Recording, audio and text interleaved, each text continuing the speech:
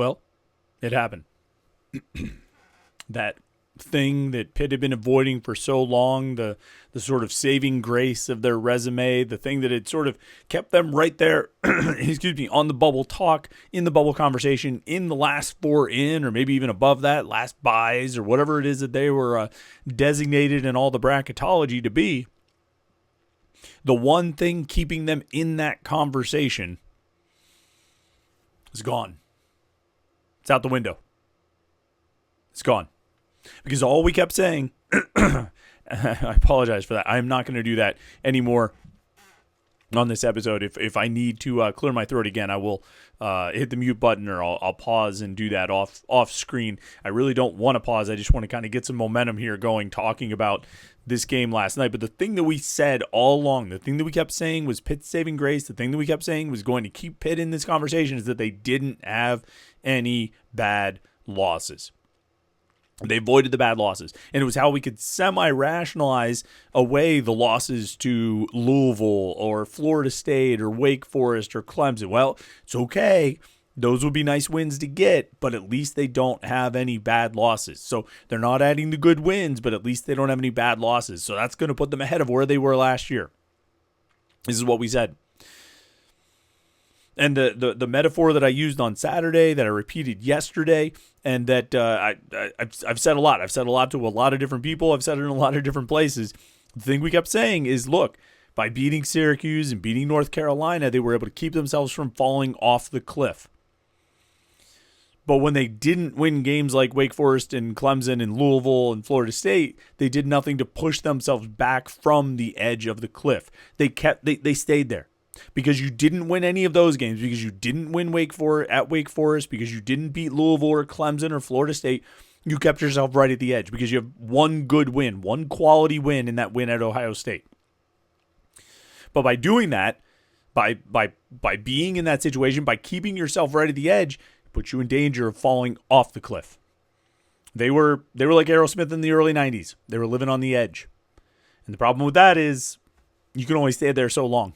It's highly unlikely that you're going to last on the edge like that. And so when the fall finally came, and it came last night, there was no buffer. There was nothing to sort of cushion that fall.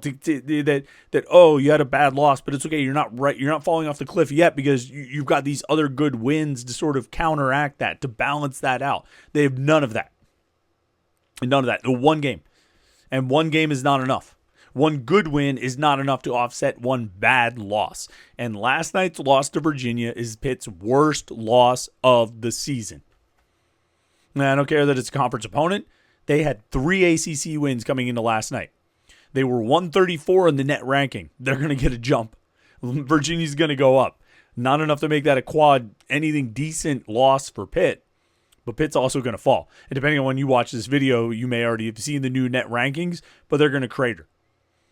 They are going to drop because, there was no cushion, no buffer to allow you to have a misstep like they had last night. But last night wasn't just some kind of, the ball bounced the wrong way, or you got unlucky, or a guy got hurt, or there were foul trouble or something. No, last night was a bona fide, no caveat necessary, butt whooping.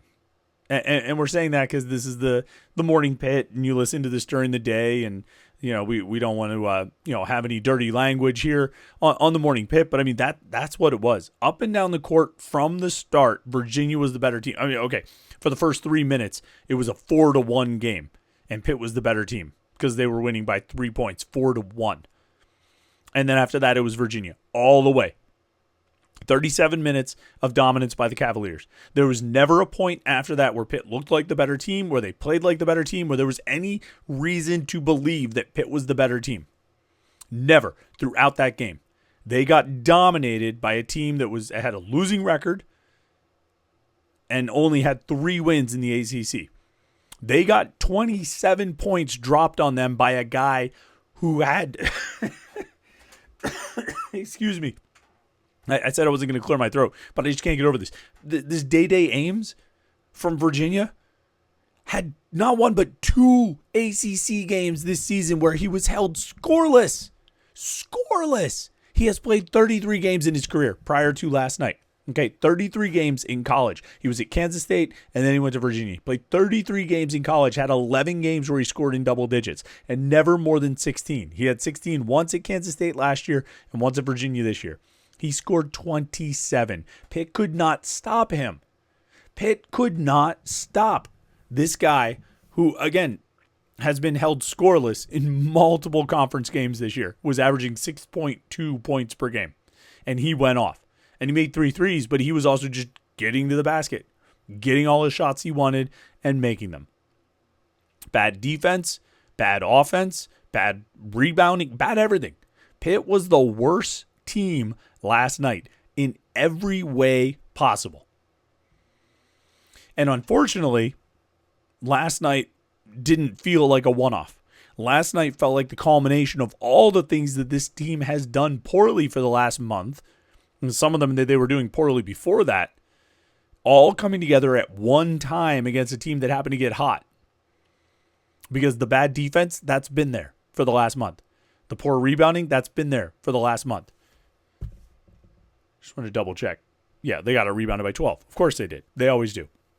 The first half deficits, that's been there for the last month. The ineffective, inefficient offense, that's been there for the last month.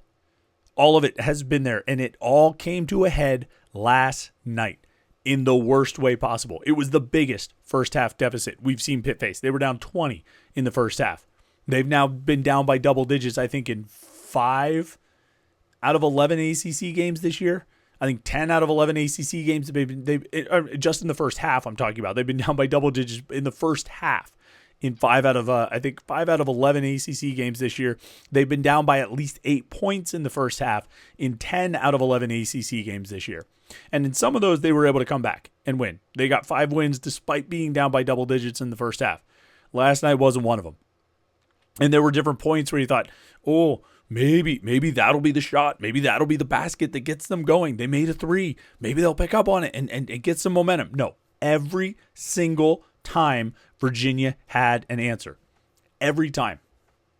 Almost, Pitt only made 6 3-pointers, but on, at least 3 or 4 of those, if not more, Virginia answered with a 3 the other way, at the other end of the court. Every time. It was Virginia always had an answer. Pitt made back-to-back field goals once in that game last night. Once. And that was with like 5 or 6 minutes left to go in the game when it didn't matter. And after they made those back-to-back field goals, Virginia went down and scored a dunk, a fast break dunk by Day Ames. Jeff Cable called it the worst performance of his coaching career. I don't have a catalog of every performance of his coaching career. I don't even know if it's the worst loss of his Pitt career.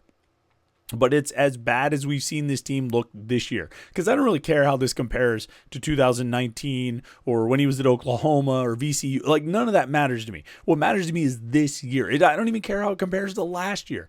What matters to me is this year and this team. And last night was the worst performance we've seen from them. And it doesn't feel like a one-off. It feels like an extreme version of everything they've been doing for the last month. Everything they've been doing poorly for the last month. And that's not good because it's not like they were out of character. It was extreme. It was everything turned up to 11 or down to 11, I guess.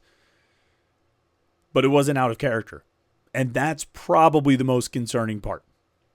And there were a lot of concerning parts. But that's one that stands out near the top as being most concerning. That it doesn't feel like last night's performance was all that out of character. All right, we're like almost 10 minutes in. I haven't even played the intro music yet. You're waiting for it. Let's do it. We got a lot to talk about from last night's game. All the lowlights. There were no highlights. Although Ishmael Leggett was 7-11. So that's good. That's more efficient than he was in the Wake Forest game when he only made 4 shots. But there were no highlights. There were a lot of interesting things to talk about, though. We're going to get into all of it right here on the Tuesday edition of the Morning Pitt, youtube.com/Panther-Lair.com.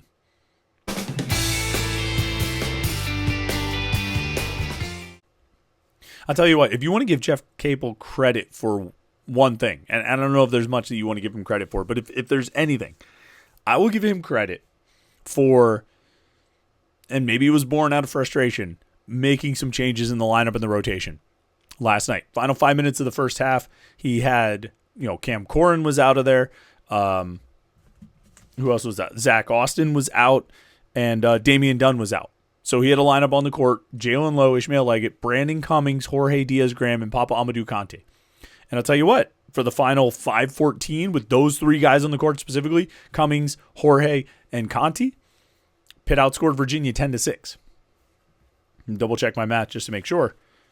Yeah, because when those three came in, well, all right, when it was 28-9 when Cummings came in, and then Leggett made one free throw, so it was 28-10 when the other two guys came in, when Jorge and Kanté came in, and then at halftime it was 34-19. So I'm going to call it 10-6.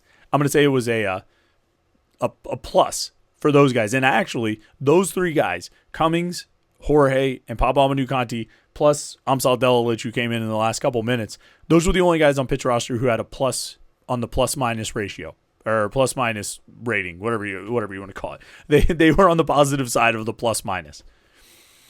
And I think it was born out of frustration. I think Capel was fed up with Cam Corrin. I think Capel was fed up a little bit with Zach Austin. I think Damian Dunn got hit in the face and never came back in, at least in the first half, but he played in the second half. But I thought it was notable that when the second half started, it was Lowe, Leggett, Austin, Jorge, and Papa Amadou Kanté. That Capel stuck with those guys. That Cam Corrin only played like 4 or 5 minutes in the second half. That Capel gave those guys some extra run out there because the energy and how they were playing, and I mean, they were making a positive impact. There was like a 2-minute stretch where I think those three guys, Cummings, Jorge, and Papa Amadou Kanté, a 2-minute stretch near the end of the first half where I think they had combined like 2 steals, a block, a three-pointer, a three-point shooting foul, and a forced shot clock violation on Virginia. It was a pretty good stretch. Now, one could say, why did it take so long to get those guys in? You shouldn't need to be down 20 in the first half of a game to dig into, the guys who are like 6, 7, 8 on your bench, or 7, 8, 9 on your bench. Seems like those guys are useful and could play and could probably help you, and should have been on the court more over the past month instead of shrinking the rotation down to just 5 or 6 guys because you don't think anybody else can play. Well, these guys probably can play, and it would stand to reason that the more they play, the better they'll get, the more comfortable they'll get on the court, particularly a freshman like Brandon Cummings. But here they are. It's February 4th. They're 11 games into the ACC schedule. They only have 9 games left, and you're just now getting some extra minutes for those guys. Seems to me they should play more. But I digress. Okay, because this isn't about Brandon Cummings. This isn't about Jorge Diaz-Graham. This isn't about Papa Amadou Kanté. Okay? This is about where this isn't even about last night's game. I mean, it is about last night's game, but it's about this team overall this season. 14-8, 5-6 in the ACC. That is a far cry from where we all thought, or most of us thought, or I certainly thought, this team should be this year. And there's a lot of revisiting that's been happening on the message boards over the last couple of days. Were we wrong about this team? Were we right about this team? How could people say this team would be better than last year, this and that? I'll tell you what I think. I don't think the lofty preseason expectations were wrong or misplaced or misguided. I really don't. I think those of us who predicted, I predicted something ridiculous like 25-6 or 26-5. I was talking to Jeff Hathorn from The Fan at the game last night. He predicted like 24-7. I think our guy Chris Carter was right around that area, 25, 26 wins in the regular season. Even if that was a little bit overshooting it, I don't think it was by much. Because I think when you look at this team, I think it is talented enough to win like that. I really do. I don't think we were wrong about these players. I don't think we were wrong about Jalen Lowe and Ishmael Leggett. I mean, you had those two guys returning from last year where they were both really good, and you're adding in this veteran guard who's been around for a long time. You have Zach Austin coming back. You have the twins coming back. You add an offensive post presence in Cam Corrin, a really talented freshman in Brandon Cummings. You got Papa Amadou Kanté back from injury. You have all these things sort of working in your favor personnel-wise, And yet here this team is regressing over the last month. Maybe you could go a little bit further back than that, but I would say they are a worse team now on February 4th than they were on January 4th. I think in the last, level of competition's gone up. They've faced tougher teams, but I don't think they're as good a team now as they were then. Why is that? What happened there? Did the players get worse at basketball? I thought it was really interesting last night, and I should rewatch the play before I, speak really definitively about it, but I'll just go off my memory of this. Excuse me. End of the first half. Virginia, a friend of ours got very upset about this play. He sits in front of me, and I'm in the press area, the press box, and a couple rows in the section right in front of me. This play happened in the final 30 seconds of the first half. Virginia called a timeout with about 5 seconds left on the shot clock or something like that, and just got a really easy basket for Day-Day Ames. And our friend got very upset about that. Pitt gets the ball back, 22 seconds left to go. They call a timeout, and they're down. They're down 34-19. So at best, you're hoping for a chance to cut that to 12, which you go into halftime down 12. It's not the worst thing. It's not very good, but it would, not the worst thing. At least maybe you can get a 2-point basket, you can get a layup or something out of this, and you cut the lead from 15 down to 13. So they come out of the timeout. And Jalen Lowe's got the ball at the top of the, and Brandon Cummings comes up and sets they got to wait. They got to dribble. They just got to stand there for a while. Let the clock run down. And then Brandon Cummings comes up and sets half of a screen, I guess. Jalen Lowe then dribbles into the middle of the lane, kind of, maybe sort of tries to draw a foul. Never really even gets a shot off. Clock runs out. Nothing happens. You basically have 3 guys just standing there doing nothing. Who else was on the court? Leggett, Jorge, and Papa Amadou Conti. They didn't even need to come out of the timeout. They could have just stood back on the bench because that was their role on the play. How do you call a timeout? Sit down with the players, presumably draw up a play, and they go out there and that's what you get. Now, I know that, I was sort of leading in a certain direction when I said, I still think these players are good. I think they're better than they've been. I don't think they forgot how to play basketball. I think this team should be better than they are because I think the players are good enough. And obviously that's pointing toward coaching. But tell me what happened there. And ultimately we didn't ask Jeff Capel about it because it's it's tough after a game that goes the way last night's game went. It's tough to hey, coach, there's this one play. What happened on this one play in a game where you're getting beat by 20 for most of it, right? It's hard to overanalyze that one play, but either the players didn't do what they were coached to do, which given the fact that most of them didn't even move, seems like they probably were doing what they're told to do. I can't imagine there was a 60% mutiny where, 3 out of the 5 guys just decided we're not doing this and they just stand there. But is that really the play you drew up? What are you doing? How is that the option? And yeah, Jalen Lowe's a really good player. He's a playmaker. He can get to the hoop. He can score. It's great. But that, you didn't need a timeout for that. You might as well have just gone to halftime with all your timeouts because that was the first timeout that Jeff Capel called in the first half. And I'm not going to get on the timeout thing. I have my own thoughts on that, and we could talk about it another time. But it was, I just don't understand. I don't understand what was going on there. Jeff Capel talked after the game, just sort of on general topics. He talked about players being in, bad body language and just not looking engaged. I don't know how this happens. What do you want to happen here? If you're playing for this team right now, do you not want to win? Did you think you were just going to coast through that game last night? Did you think because, you played Wake Forest close and you beat half of a North Carolina team, Virginia will be no problem. You'll just walk right over them. Jeff Capel was asked if he thought if his players overlooked Virginia, and he said he didn't want to speak for them, which I think is a pretty telling answer. How does that happen?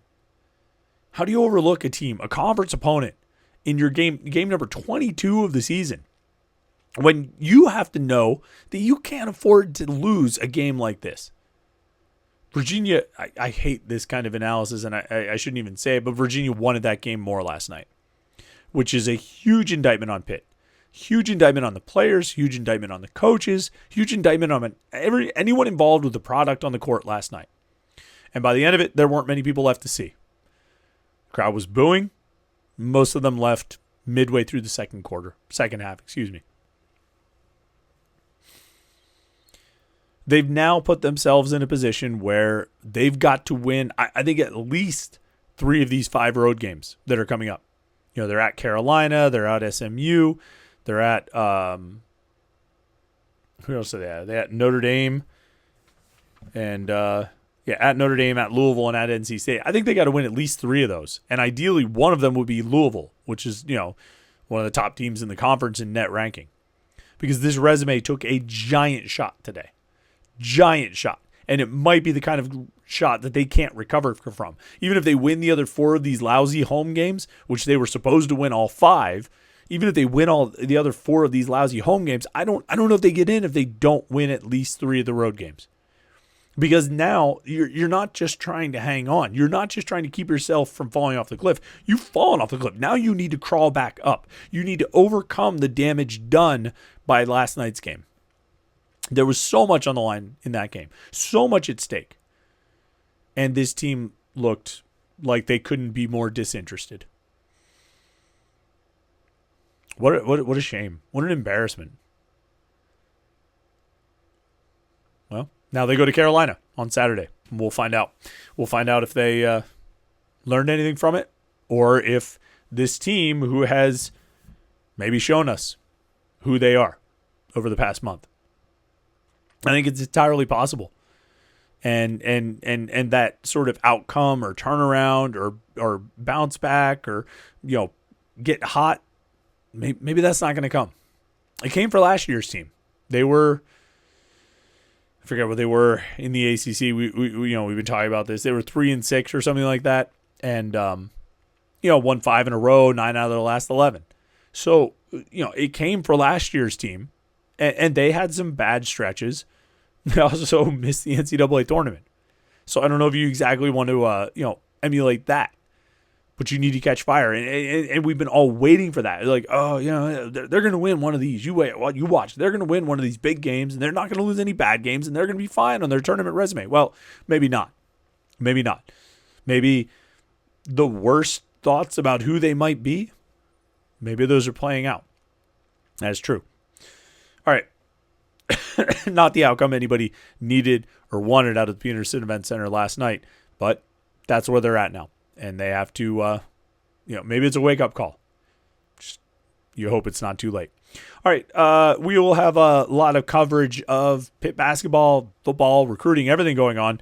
Panther-Lair.com, Panther-Lair.com, Pittsburgh.rivals.com. I was thinking my voice was getting better, but it doesn't sound better today. So I apologize for that. Hopefully it'll just keep improving. I need to find some better throat treatment, I guess. But anyway, we will have lots of coverage for you at Panther-Lair.com, things where I don't have to talk. And, of course, we'll have videos right here at youtube.com/Panther-Lair.com. So make sure you like this video and subscribe to youtube.com/Panther-Lair.com. You won't miss any of our Pitt video content. And, then check out the website where Pitt fans are venting. So if you need to vent, go to Panther-Lair.com. It's the place to do it. All right. Thanks for tuning in today. Make sure you like and subscribe. We'll catch up with you tomorrow for the Morning Pit right here on youtube.com/Panther-Lair.com.